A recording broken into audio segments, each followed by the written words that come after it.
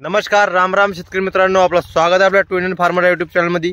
तर मित्रांनो, आपण यावर्षी 2 एकर चना हा शून्य मशागत तंत्रज्ञान या पद्धतीने टोकन केला आहे। तुम्ही बघू शकता व्हिडिओमध्ये चण्याची उत्तम प्रकारे उगवण झालेली आहे।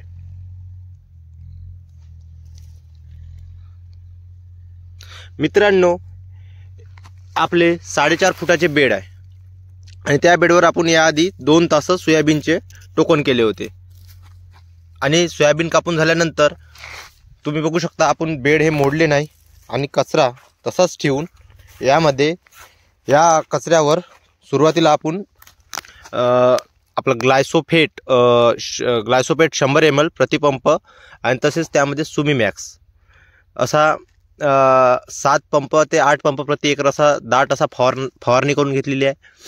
आणि जो कचरा आहे हा चांगल्या प्रकारे कुजलेला आहे आणि त्यानंतर यावर टोकन करून 1 ते 1.5 घंटा असे म्हणता येईल का पाण्याचा एक वेळा चांगला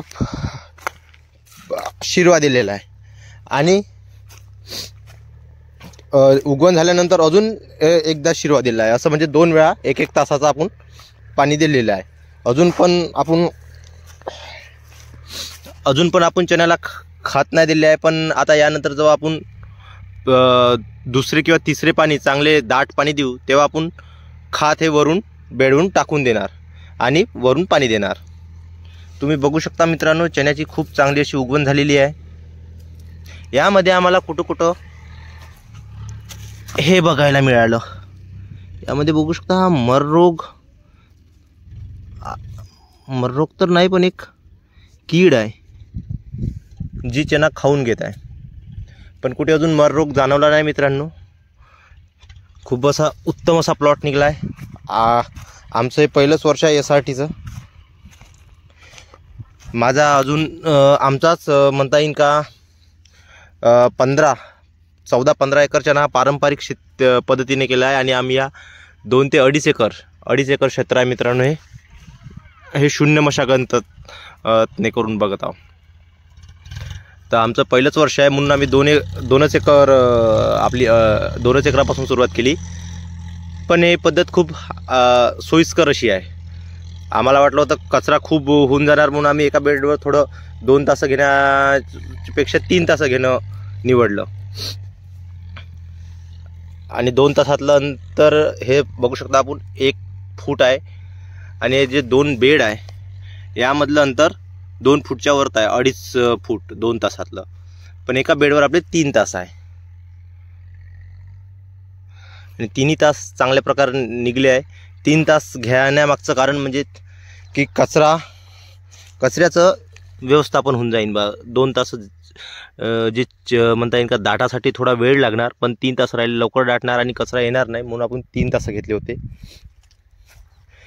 आणि आम्ही याच वावरामध्ये 4-5 बेड हे 2च तास घेतले आहे। तुम्ही बघू शकता हे 2 ते 3 बेड असे आहे का याच्यावर आपण 2च तास घेतले आहे।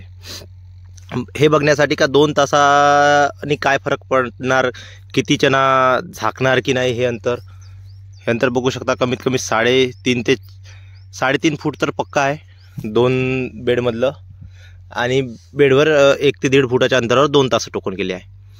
तर मित्रांनो, हा आपला यावर्षीचा एक नवीन प्रयोग आहे आणि प्रयोग सध्या तर चांगला यशस्वी होताना दिसत आहे।